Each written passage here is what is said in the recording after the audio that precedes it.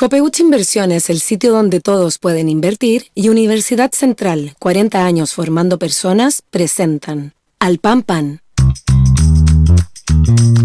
En el Mostrador Radio, debate y conversación para comenzar la mañana. Al Pan Pan, con Mirna Schindler. Entrevistas políticas con los actores de hoy. El Mostrador, información con la independencia que nos caracteriza. ¿Cómo están? Muy buenos días, lunes 24 de abril, la última semana de abril, partiendo ya esta jornada con varios temas. Por ejemplo, 4 establecimientos educacionales, 4 colegios en la comuna de Pedro Aguirre Cerda van a cerrar hoy día, van a interrumpir sus clases. ¿Por qué? Porque nuevamente hay un funeral narco de una persona que murió, un delincuente que murió en Italia, y va a ser, ¿no es cierto?, su funeral hoy día, y como consecuencia de este evento, fíjense ustedes, nuevamente se tiene que ver afectada la cotidianeidad, la normalidad, ¿no es cierto?, particularmente respecto de lo que pasa en materia educacional. Otro tema, hoy comienza a regir en la región metropolitana, comienza a operar el plan Calles Sin Violencia. ¿Cuáles son los elementos, no es cierto?, las bajadas que esto va a tener? Lo vamos a ir viendo también en cuanto a la evaluación que se haga de las primeras horas. Y finalmente decirles que el fin de semana estuvo cargado con opiniones desde distintos frentes, como si se tratara de dos bandos, ¿no? Después de la reunión y del encuentro nacional de la empresa en ENADE, donde todo parecía hablar de acuerdos, de consensos, de dialogar hasta que duela, decía el presidente, abrazos, vítores, aplausos, etcétera. Bueno, bastó que se diera a conocer la Estrategia Nacional del Litio para que volvieran las desconfianzas, al menos desde el mundo empresarial, ellos haciendo un énfasis respecto de lo que consideran una mala decisión, esta Empresa Nacional del Litio. Pero el gobierno, a través de sus distintos ministros, la ministra de Minería, el ministro de Economía y el ministro de Hacienda, se dedicaron a hacer bajadas, ¿no?, a tratar de explicar aquellos elementos que parecen estar ahí en la discusión, algunos más confusos, otros menos, en fin. Vamos a estar conversando de aquello con el presidente de la Confederación de la Producción y el Comercio, Ricardo Meves, a las 8:30 en punto. Pero queremos partir con un tema que es súper relevante y que tiene que ver con la crisis de las ISAPRES por esta determinación de la Corte Suprema de devolver los excedentes que fueron cobrados porque las ISAPRES aplicaron erróneamente la llamada tabla de factores por edad, por sexo, etcétera, ¿no? Eso ha generado un tremendo problema para la industria, que dice que si se aplica rajatabla la determinación que implica, según el gobierno, más de 1.400 millones de dólares, esto significaría el fin de esta industria y, en definitiva, todo lo que supone la salud privada, ¿no? El sistema privado de salud en Chile basado en estas aseguradoras privadas. Bien, queremos hablar sobre esto, cuáles son los alcances, con una persona que uno diría que es de las personas que más sabe de salud pública y sobre todo de ISAPRES en este caso, Manuel Inostroza, ex superintendente de salud y académico de salud pública de la Universidad Andrés Bello. Manuel, gracias por estar con nosotros esta mañana. Muy buenos días, Mirna. Muchas gracias por la invitación a conversar esta mañana.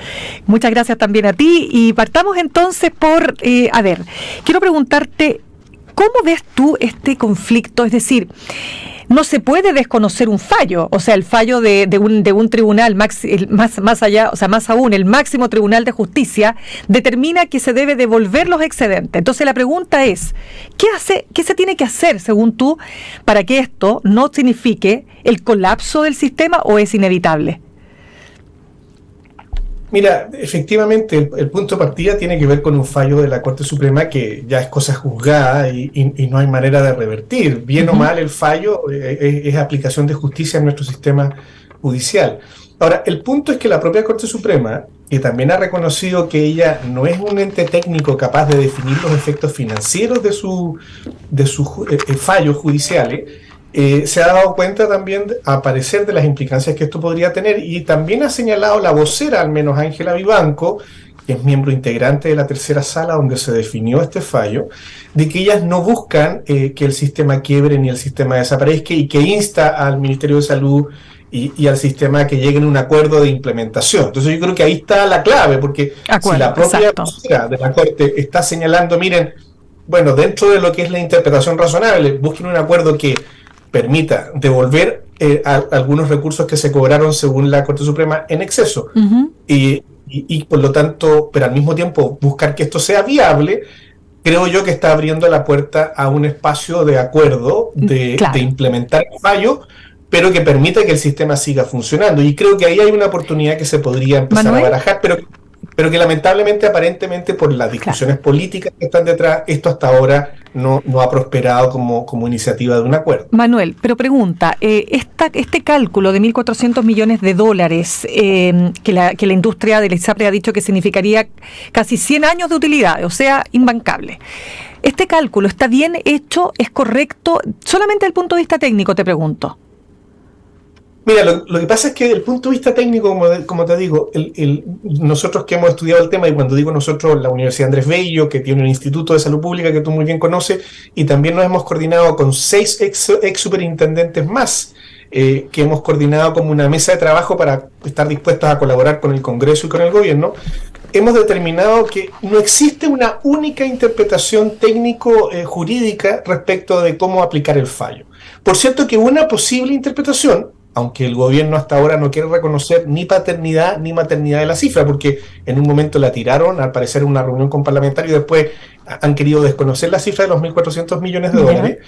Analizando, nosotros hemos visto que hay escenarios plausibles, que no son ni $140 millones, que es la cifra que maneja las ISAPRES, ni serían los $1.400 millones, y depende de ciertos criterios técnicos razonables que se pudiesen aplicar al momento de... Y de hecho, como ex superintendente, estamos trabajando en una mesa para intentar proponer un marco metodológico que dé garantías a todos los actores y que pudiese ser viable para el sistema. Pero entonces... en realidad para los afiliados, porque estamos hablando de que todavía son 3 millones de personas que están en el aire en cuanto a la incertidumbre de continuidad de sus planes. Y ahí vamos a entrar también, Manuel, contigo acerca de qué pasa si esa cantidad de personas, ¿no es cierto?, se traslada a FONASA, y vamos a hablar de aquello en un ratito, pero solo para ir precisando, entonces, no son ni los 140 millones, dices tú, de dólares que reconoce o que dice el sistema de ISAPRES que es el que hay que pagar, ni son los 1.400, que en el fondo agregarle un cero, ¿no?, o los 1.400 millones que dice el gobierno o que ha dicho en algún momento la ministra. Entonces, ¿en qué quedamos? Hay que devolver plata de todas maneras. ¿Cuál es ese rango que permitiría que efectivamente se cumpla con el fallo judicial, pero que no signifique el derrumbe del sistema?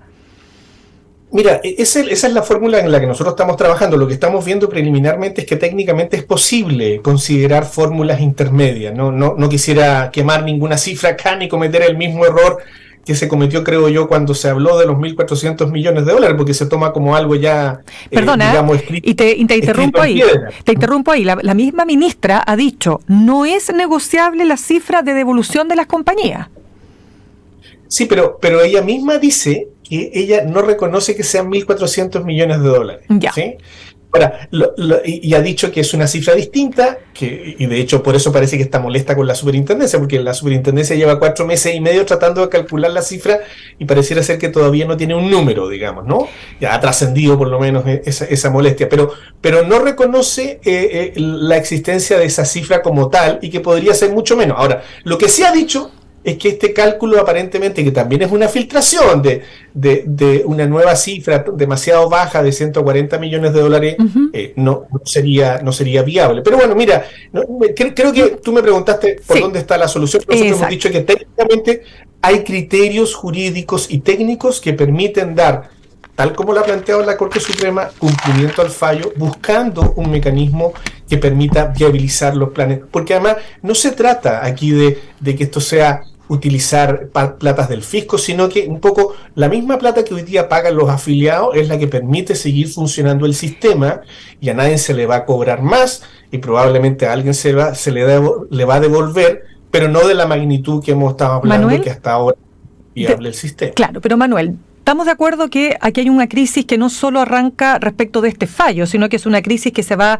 ha ido evolucionando en este sistema privado de salud, y hoy día lo que tenemos, ¿no?, es la necesidad urgente de intervenir o de generar esta famosa reforma a las ISAPRES, que, ¿no es cierto?, cuántas veces hemos conversado de aquello, Manuel, y aquí estamos todavía esperando una reforma, y vamos viendo un éxodo de personas que van a FONASA porque claramente finalmente no es, o sea, los planes de salud hoy día son tan caros, pero tan caros, que yo te digo, dada la situación económica del país, dado el promedio de sueldos que se paga en Chile, la verdad es que yo diría que cada vez más personas se van a ver incapacitadas para seguir pagando estos planes. Entonces, desde ese punto de vista, ¿cuál es el futuro que tiene este sistema privado de salud?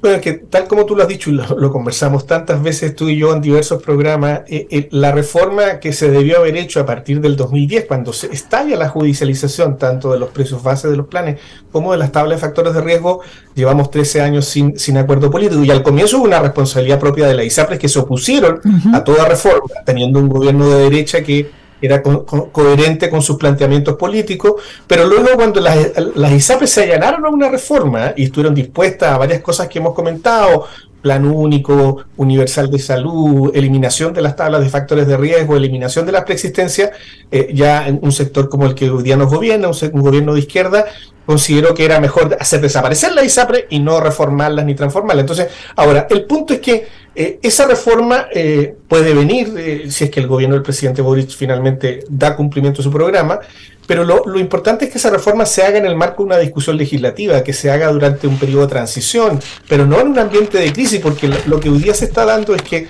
aprovechando la situación del fallo judicial, algunos actores políticos consideran, bueno, implementemos el fallo y en el fondo hagamos la reforma de salud, que es eliminar a la ISAPRES y transformarlas en seguros complementarios. El punto es que la transición tan inmediata de ese tipo de medidas, sin haber, por ejemplo, y también lo hemos discutido, claro, no es solo reformar la ISAPRES, sino que como esto tiene efecto sistémico, es cómo mejoras el FONASA y los hospitales públicos, porque ahí es donde está la madre del cordero, como se diría. O sea, el sistema público chileno, a través de sus redes de prestadores, todavía no es capaz de cumplir a satisfacción el plan de salud que ofrece a los 15.600.000 que hoy día están. Imagínate. Más va a poder ser capaz de cumplir con los 18.600.000 que seríamos si todos vamos al FONASA. Entonces, el problema tiene que ver con una doble dimensión, digamos, de cómo reformar bien lo privado o eliminarlo si esa es la decisión política y así se acuerda en el Parlamento, pero mediante una transición ordenada, o cómo al mismo tiempo mejoramos también el sistema público para que no le ofrezcamos algo que termine siendo peor el remedio que la enfermedad. Claro, pero ahí, antes de eso, y por supuesto de lo que te señalaba, ¿no?, que tiene que ver con qué pasa si todos nos vamos a FONASA, solo para cerrar el tema ISAPRES en ese punto.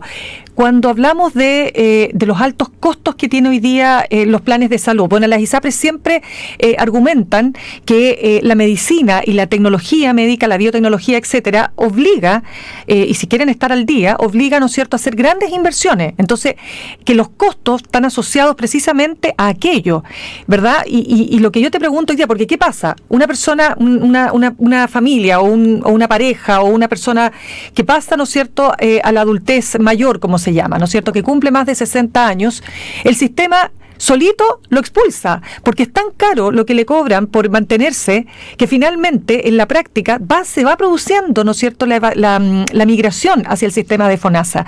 Entonces la pregunta ¿es acaso que este sistema no tiene otra manera de operar que sea que se convierta como tal, como es su naturaleza, en una empresa de seguros? Así como tú aseguras un auto, tú aseguras a una persona, si la persona empieza a tener muchos problemas, chao con esa persona.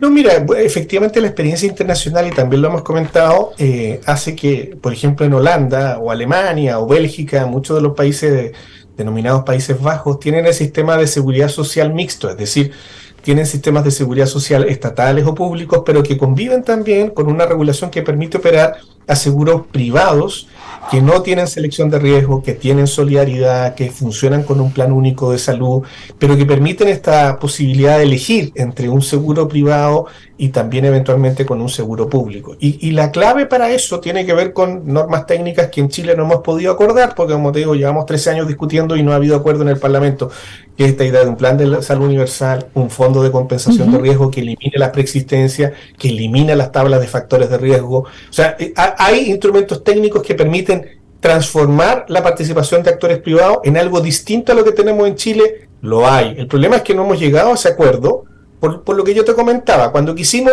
hacer esa reforma, las ISAPRES se negaron.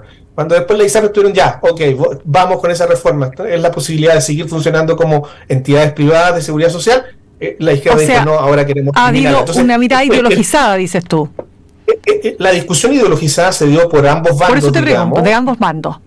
Y por lo tanto, hoy día estamos frente a la imposibilidad de una reforma. Por eso que, acuérdense que el gobierno del presidente en el programa, legítimamente con el que ganó, plantea eliminar la ISAPRE, no reformarla, no transformarla en esta experiencia holandesa o en esta experiencia internacional que yo te comento, sino que derechamente eliminarla. ¿Y eso es inviable, Manuel? Eliminar las ISAPRE en el sentido de lo que tú acabas de mencionar, que el sistema FONASA ya tiene suficientes problemas con 15.600.000 personas. Mira, a ver, yo solo te voy a mostrar otra experiencia. Corea del Sur, que ha sido puesto como ejemplo emblemático de un buen sistema, sobre todo después de la pandemia, que ha relevado su rol. La otra vez, invitado por el Colegio Médico, estuvimos en un seminario donde nos explicaron un poco cuál hace. Y si tú miras la historia de ellos llegaron a un seguro público único con un 95%, o sea, casi la mayoría de prestadores privados, después de 63 años de evolución, digamos, ¿no? O sea, y sobre todo la etapa última, la etapa donde ya consolidaron la idea del seguro público con cotizaciones obligatorias solo en el sistema público de salud, les tomó como 12 años. Ya. Entonces, para que todo el mundo un orden de magnitud. ¿Por qué? Porque ellos, por ejemplo, quisieron al comienzo que sean prestadores públicos, pero los prestadores públicos no les funcionaron. Entonces, por lo que te decía yo, no había muchas listas de espera, había muchos problemas de calidad, y ellos fueron migrando a esta idea de un seguro público único, pero con la mayor parte de prestadores privados. Que imagínate que en Chile probablemente en el largo plazo también pudiese ser algo que le gusta. A la gente le gusta ir a los prestadores privados. De hecho, la modalidad libre elección de FONASA permite que 7,5 millones de personas que hoy día están en FONASA usen en realidad los centros médicos privados, ¿no es cierto?, los distintos centros ambulatorios, sectores privados, y se operan cada vez más en clínicas privadas a través de la libre elección. Entonces, pero eso no se hace en un año, no se hace en 4. Imagínate, a lo menos a los coreanos les tomó la última etapa de su reforma 12 años. Ya, pero llevamos, como dices tú, 13 años tratando de reformar este sistema y no se ha podido por un montón de razones que hemos descrito acá. Entonces la pregunta hoy día es, a ver, ¿cuál es el camino? Es que las reformas que no hemos podido hacer no solo son del privado, sino que tampoco hemos podido hacer las reformas de lo público. Por eso que tenemos 2 millones de personas en listas de espera. ¿Y qué reformas se requieren ahí, Manuel, para poder justamente mejorar el sistema público? Porque de lo contrario, lo que se ha dicho, va a colapsar. O sea, si 3 millones se van al sistema público, ¿cómo? Bueno, las reformas más dolorosas y son las que nadie quiere discutir porque políticamente son las más complejas. Tienen que ver con reformar los estatutos administrativos, reformar las leyes médicas, cómo les pagamos a los profesionales de la salud, porque hoy día les pagamos mayoritariamente por estar en los hospitales, no por atender bien ni por producir más intervenciones, con los cuales las listas de espera aumentan. Significa reformar la naturaleza de los hospitales públicos, probablemente como en Inglaterra, que los han concesionado o que los han transformado en empresas públicas del Estado para mantener la posibilidad de que sigan siendo estatales, pero con mejores herramientas de gestión. O sea, hay un sinfín de reformas que son todas las que, si tú le planteas eso a la Confusama, a la FEMPRUS, a la FENAT, se paran en 3 patas, digamos, y por lo tanto queda la escoba. Entonces, yo te diría que ese tipo de reforma que hace que le hayamos metido mucha plata al sistema público en los últimos años, pero no se vea ni en calidad ni en aumento de prestaciones, y por lo tanto, al contrario, si lo hemos analizado aquí, más del 40% de los recursos se ha aumentado en los últimos 6 años. Y las listas de espera, en vez de disminuir con un 40% más de recursos, lo que hacen es aumentar. Entonces, obviamente que eso quiere decir que, bueno, lo que le estamos dando no va por el camino correcto.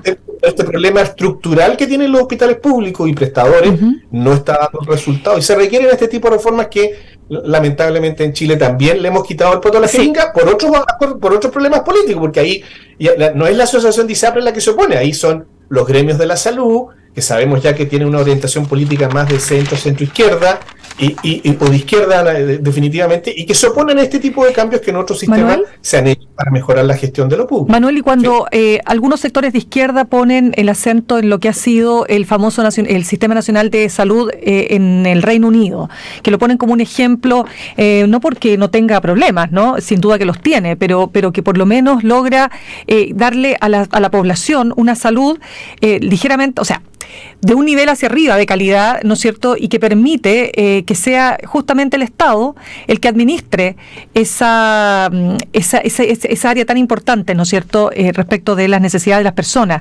¿Qué respondes tú frente a eso? ¿Tenemos capacidad hoy día en Chile para algo así? Parece que no, por lo que tú estás señalando.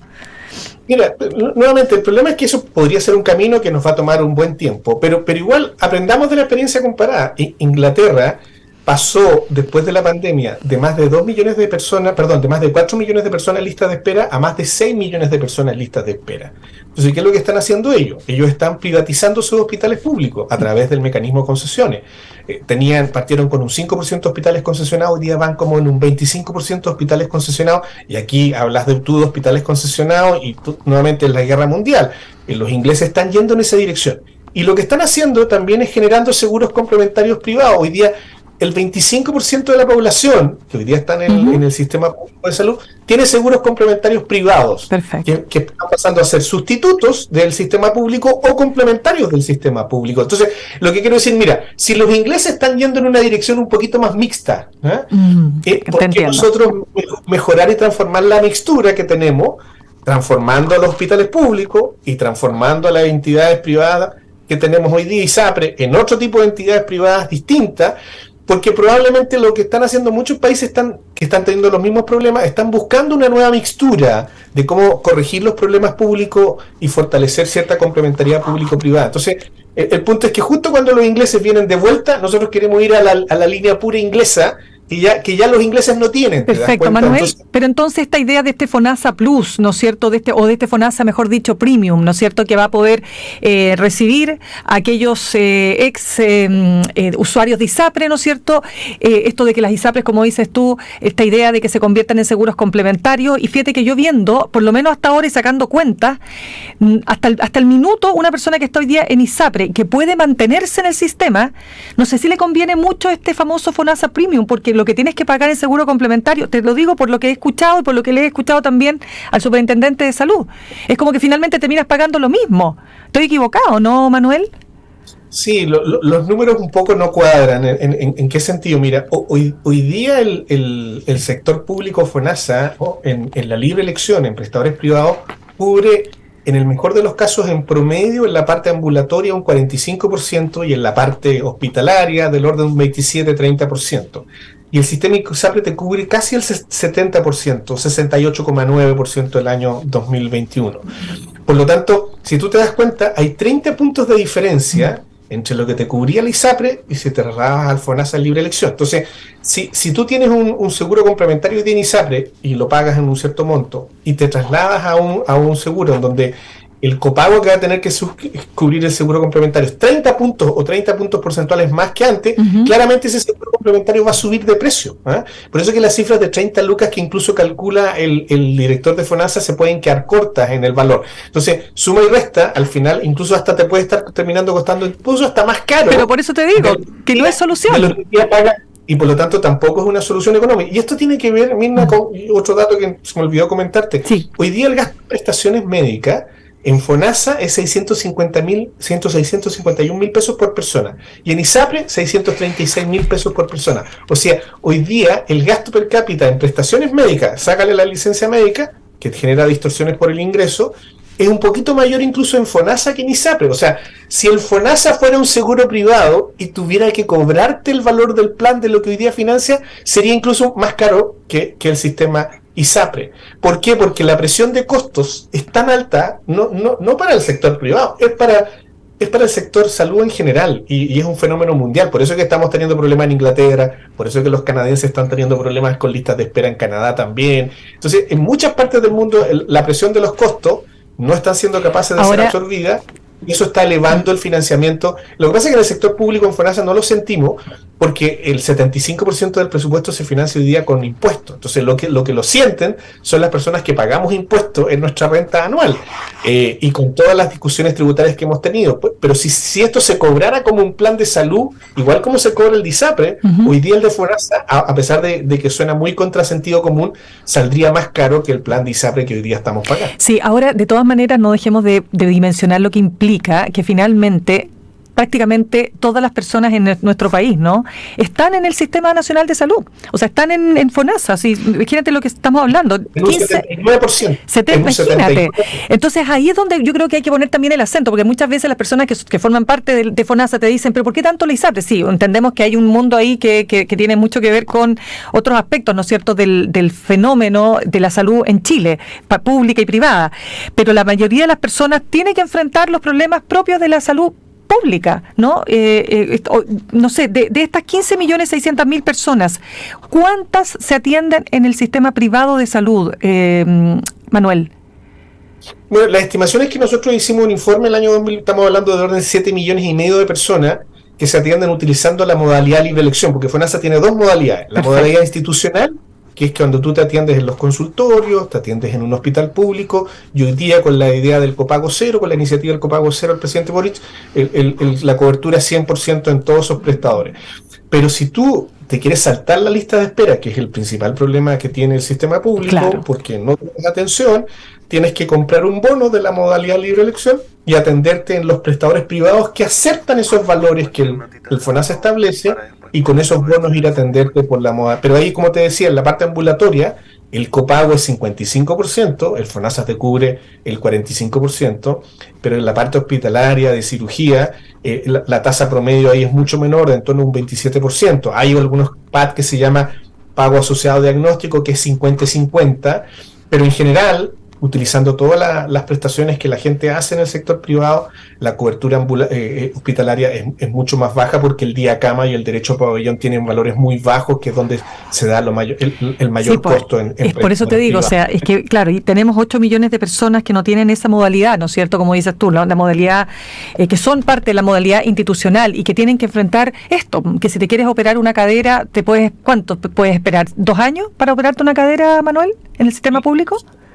Fácil. Si no estás en el auge, fácilmente son más de 2 años, porque hay algunas caderas que por supuesto, la artrosis de cadera en cierta fecha, acuérdate que de los 45 años en adelante, tú puedes operarte con un plazo máximo de 6 meses, pero personas más jóvenes que no tienen esa garantía GES, digamos, pueden estar perfectamente más de 2 años, como tú dices. Claro, y por lo tanto hay un desafío enorme, o sea, ¿cómo logramos generar un sistema más digno finalmente, ¿no? Entonces, para ir cerrando, ¿cuál es el principal desafío que tiene el gobierno hoy, que está enfrentando miles de frentes, tiene miles de frentes abiertos, como todos los gobiernos, pero particularmente pareciera ser que en estos tiempos se hace cada vez más difícil gobernar? ¿Cuál es el desafío más importante, dirías tú, entonces?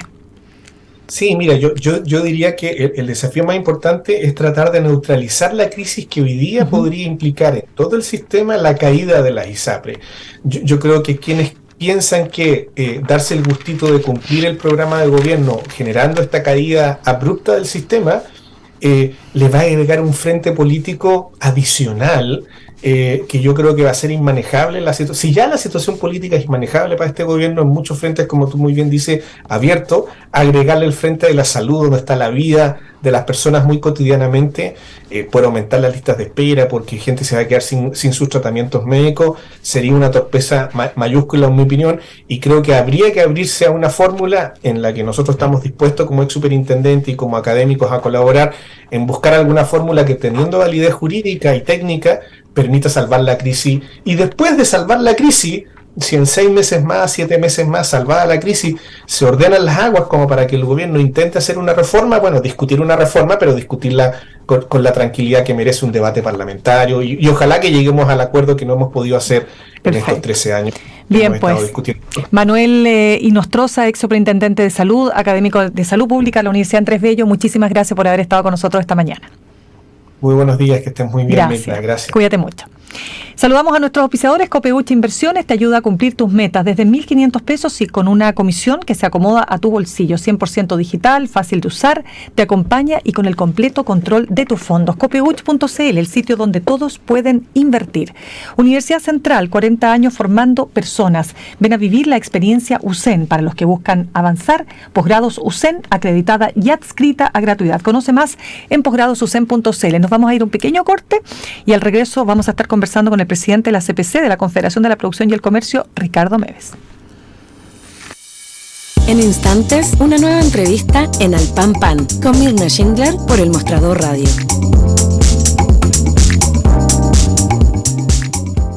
Con Copeuchi Inversiones alcancé la meta del pie para mi departamento. Y no soy experta en inversiones. Te presentamos Nuevo Copeuchi Inversiones, un sitio 100% digital para ayudarte a cumplir tus metas.